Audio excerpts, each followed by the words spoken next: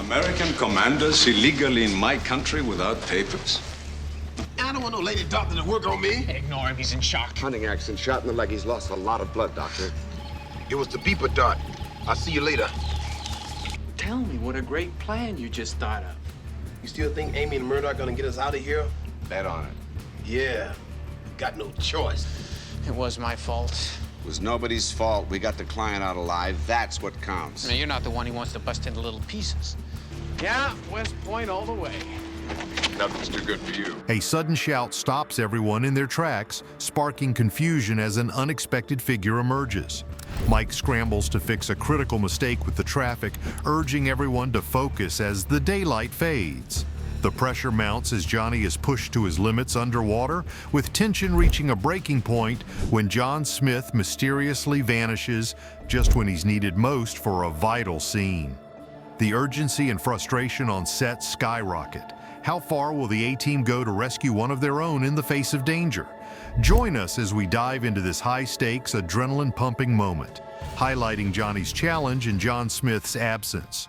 It all starts with a sudden shout, calling everyone to stop what they're doing. Right after that, confusion spreads as people start to wonder who just showed up and why they weren't expected. Shortly after, someone notices a problem with the cars passing by and brings it to Mike's attention. Mike realizes there was a mistake and quickly tries to fix it, knowing that time is running out and the sunlight won't last forever. Everyone is reminded to stay focused and work together to keep things on track.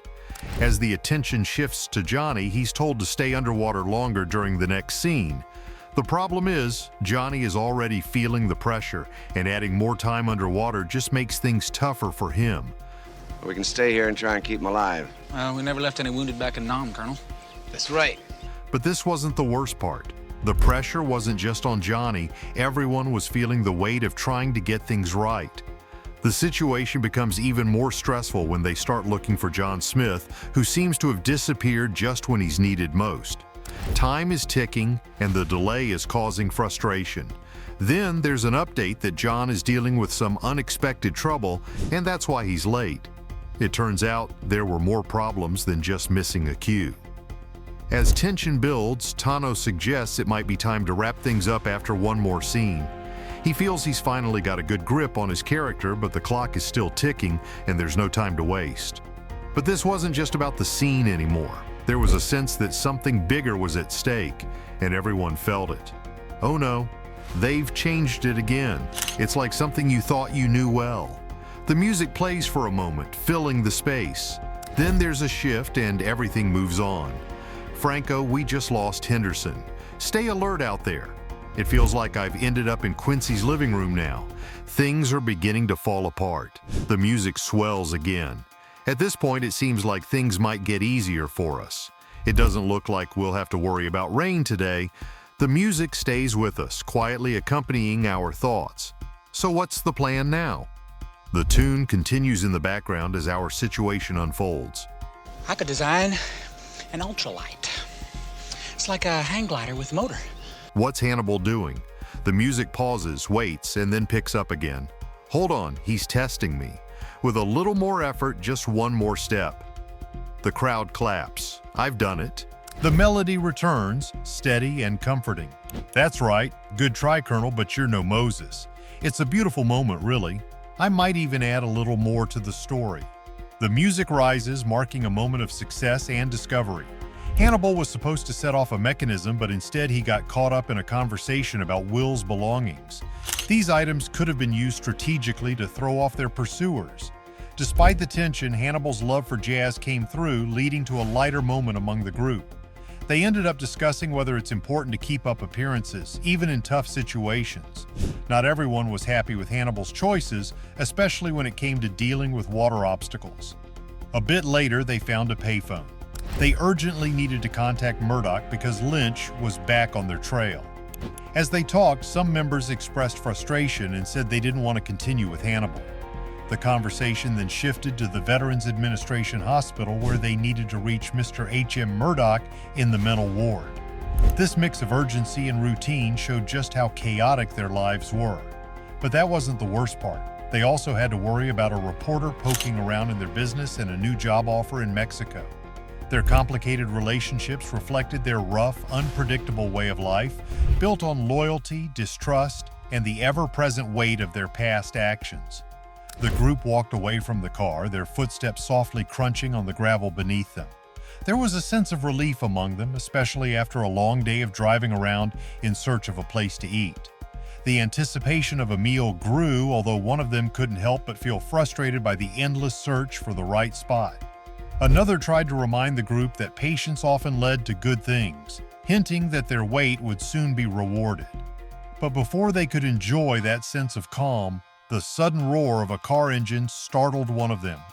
The unexpected noise served as a reminder of how jumpy and tense the day had made them. The constant dining out was beginning to take its toll, and there was a growing concern about how much they had indulged in the past few days. The realization that this was the 6th meal in 2 days only added to the unease. However, something promising appeared on the horizon, and the group's pace quickened as they approached what seemed to be their destination. The anticipation of finally reaching their goal provided a temporary distraction from the earlier worries. But this wasn't the worst part. As the situation began to sink in, one of them noticed something alarming. The little guy, an important part of their plan, was inside the vehicle that had just been taken. The implications of this were serious. There was a real possibility that the thieves might send a piece of the plan back as a taunt, to show they had control. Horsey power engine, 3 bolts of industrial silk. Are you nuts? Absolutely and totally. Without wasting a moment, 2 of them sprang into action, jumping into another vehicle to give chase. The others were left behind, struggling to comprehend what had just happened. The shock of the situation lingered as they tried to piece together the sequence of events. For a brief moment, there was relief that their car hadn't been taken. But this relief was quickly replaced by the realization that it was the van that had been stolen, not the car. Panic began to set in as it became clear that Hannibal and B were now chasing the thieves in their remaining vehicle. The van, which held the plan, was gone, and the owner's frustration grew as he vowed to recover it at all costs. As the van disappeared into the distance, the next chapter was waiting to unfold, capturing fugitives with a twist of friendship. In a quiet moment, there was a gentle reminder that help was on the way. The mood was filled with a sense of anticipation, and soft music played in the background. It was mentioned that Judge Holloway's assistance was needed, and he was expected to be close by a certain group. It soon became clear that some people from Dirksen were also around, marked by a distinct musical cue. As things continued to happen, there was a sense of amazement in the air, but the onlookers only gave a quiet nod, as if they knew something more. The focus then shifted to a car that was noticed, and there was some talk about feeling thankful. They mentioned how impressive the recent funeral was, especially with the applause and music that followed. The discussion then turned to the recent capture of Tony. Victor thanked those who helped, feeling good about catching Tony and his partner Friendly. He joked that he wouldn't have wanted to face them without backup, but he reassured everyone that there was nothing to worry about since everything was under control. The mood was a mix of relief and celebration, with music highlighting the important moments of friendship and closure. It seems like it's time to say goodbye. Aren't you coming along with us? I can't believe it. Leaving hadn't crossed my mind. But we've shared so many great times together. Sometimes, though, we have to go our own way. I understand that, really. Don't worry about the little one, Murdoch. He's got everything he needs: fresh air, sunlight, and a nice view. Thanks, I'll check on him after work, and I really appreciate it. I promise I'll visit every year. Don't forget me. We'll sit together in the warm sunlight, just the 2 of us, thinking back on old memories. Now be good and be kind to the dogs that wander by in the evening. Hey, B.A., won't you come say goodbye to the little one? I don't talk to plants, you know that, but he's almost like part of our team. He kept an eye on the van when it felt all alone. Like I said, I don't talk to plants. Could you at least walk over and acknowledge him? Hold it right there, buddy. We don't open till 4. Say, Jack, I'm a cab driver. A group of individuals was urgently discussing their situation. One of them urged everyone to stay close and follow Murdoch, while another noted that the surroundings didn't match what they had expected. The general consensus was that they were far from where they thought they would be. The leader of the group emphasized the importance of following rules, making it clear that there was no time for those who didn't. The rest of the group seemed to agree, and soon enough a decisive order was given to prepare for action. It became apparent that something serious was about to happen, and the group was growing increasingly anxious. There was confusion and disbelief as they speculated about the drastic measures that might be taken. Realizing the urgency of the situation, they quickly decided they needed to act, understanding that the situation was spiraling out of control. The group recognized that they were in immediate danger and had to leave quickly. They scrambled to free a man who was tied up, and once he was safe, they checked their weapons, realizing they were low on ammunition. The leader ordered everyone to regroup and prepare to head back to their starting point. As they approached a makeshift vehicle, doubts arose about whether it would function. Despite the uncertainty, they worked together to try to get it moving, recognizing that their survival depended on it. But this wasn't the worst part. They also discovered that a preacher had been collaborating with outsiders to exploit the local people.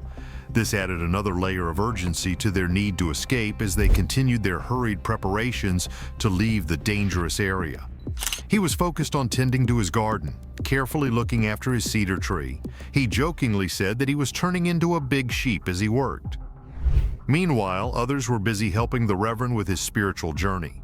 At the train station, people were hurrying to catch a train, leaving from Gate 86. The man they were talking about was quite unusual, but in a charming way. He imagined that one day birds would sing songs just like his own as he neared the end of his life, only 20 feet above the ground. But then a crisis struck. A man suddenly became very sick and they needed to get him to the hospital quickly. The nearest hospital was 1.5 miles away on Young Road. The fastest way there was to use a 4-wheel drive and go straight across the rough terrain to reach the hospital. The area was known for its strange residents with eerily white eyes who lived just beyond the ridge.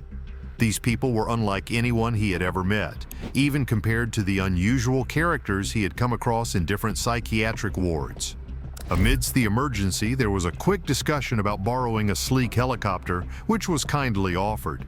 This showed the strong sense of friendship and hospitality often given to international visitors. The day ended with an invitation to dinner, another sign of goodwill. But this wasn't the end. The final scene unfolded with a plan to find a downed aircraft that had been spotted in a hidden hollow. The plan was to surround the site, approaching carefully from all directions. When they finally saw their target, the urgency grew and they quickly returned to their vehicle to carry out the next step. What are you smiling at? Nothing. It's a crime to smile. The music begins, creating a tense atmosphere as things start to unfold. Soon after, the mood shifts when one person reaches their breaking point, strongly wanting to escape the situation. In a quiet spot, a plan is formed to block a valley, hoping to find anyone hiding there, confident they'll eventually succeed. As the music grows louder, a critical moment arrives. An object is dropped and the urgency spikes. Someone demands immediate action, warning that the next move will be even more serious and dangerous. We leave behind the echoes of today, stepping into tomorrow with lessons learned and spirits high. Americans caught in a foreign firefight. The pressure mounts as everyone is gathered into an airplane. The instructions are straightforward: close the door, and anyone who reveals themselves faces severe consequences. The order comes from someone who admits they're out of ammunition, showing they're not as confident as they seem. Outside, reality hits hard. They're out of ammo and defenseless, but they still try to appear in control, hoping to scare those inside. During this standoff, one person can't help but think about how ironic their situation is and how unpredictable their own actions have become. Sometimes they even wonder if they're starting to lose their mind. The background music keeps playing, emphasizing how intense and uncertain things have gotten. American military leaders are in the country without permission, and they don't have any legal documents to justify their presence. If the world found out about this, it would cause a significant problem. The issue isn't just about them being here illegally, though. It gets much more complicated. The military officer presented a stern choice. They demanded a confession, claiming that these American soldiers were part of a rebel force that had entered the country unlawfully. The soldiers were expected to admit to crimes against the government and even hold a press conference to confirm these accusations. If they didn't agree, they were threatened with immediate execution. One of the soldiers questioned if they would at least get a trial. The response was harsh. There would be no confession because the soldiers insisted they weren't acting on behalf of the U.S. government. They were, in fact, fugitives within their own country. The officer wasn't moved by this defense, making it clear that they preferred execution over giving the soldiers any chance to prove their innocence. The so-called trial was a mockery, with the officer acting as judge, jury, and executioner, planning to carry out the sentence within the hour. But that wasn't the worst part. The soldiers were told to get ready for the firing squad. Panic began to set in as they realized their options were running out. They needed to come up with a plan quickly. The helicopter nearby seemed like an escape route. He didn't even pay me for the shine. You see? You see? Even's a young boy. But without a pilot, it wasn't an option. Desperation led them to focus on a row of gasoline barrels near the ammunition storage. It wasn't the best setup, but it was their only hope. They decided to try and cause a leak in one of the barrels, hoping to create enough chaos to make their escape. With less than an hour before their execution, they put their plan into action. But the real challenge was yet to come. The plan required one of them to be shot first, a risky move that could mean life or death. The leader of the group, determined to get them out, prepared to do what he was trained for: think creatively under pressure. It was now or never. As the sun started to dip below the horizon, the group of Americans found themselves in a tense and dire situation. One of them, trying to keep calm, reminded their captors that as Americans, they had nothing to confess. The reality of their danger was undeniable, but there was also a grim acceptance that death was a possible outcome in this situation. The group's leader, who had taken charge, insisted on facing whatever was to come first, holding on to the belief that it was his duty. The others were pushed aside, their fates uncertain for the moment. In the chaos, one of them tried to distance himself from the group, claiming he had nothing to do with their actions, but his pleas were ignored. One of the prisoners had a desperate plan to escape. He had a smoke grenade and quickly told the others that when it was thrown, they should run and not look back, hoping to create a chance for them to get away from the dangerous situation. But there was even more confusion. One man said he was wrongly accused and that someone else actually enjoyed being in such dangerous situations. There were even threats of political consequences, suggesting that higher authorities would get involved if things weren't made right. In a small attempt to hold on to some sense of normalcy, one of the prisoners asked for a last cigarette. The captors granted this request, handing over a familiar brand, which led to remarks about how they weren't following the usual customs of war, like offering a final meal or honoring last requests for those facing death. But this wasn't the end of their troubles. Just as the order came to prepare for the worst, one of the prisoners made a last effort to get the captors' attention, shouting out about the injustice of their situation. Promises of revenge and holding people accountable were loudly declared, adding to the already heavy tension in the air. Then the command was given. The air became thick with anxiety as the group braced themselves, expecting the worst. However, the immediate danger was unexpectedly paused, giving them a brief moment of relief in their grim reality. In a rush to move the prisoners, orders were shouted to keep them away from critical spots, like the helicopter waiting nearby. Amid the chaos, a surprising and almost humorous moment happened when one of the prisoners hesitated to get on the aircraft, his fear of flying overpowering the seriousness of the situation. We'll miss the flight, B.A. Good, so I don't want to do this anyway. I'm sorry. This even caught a high-ranking officer off guard who had been eagerly waiting for the escape. The scene was filled with a mix of fear, bravery, and a glimmer of hope as they were hurried toward an uncertain future. The night was filled with brief exchanges and the constant sense of danger that followed them, making the darkness feel even more ominous. If you enjoyed this chaotic tale of tension, teamwork, and unexpected twists, don't forget to like and subscribe for more. Now the question remains, was Hannibal's laid-back approach a help or a hindrance to the team's success?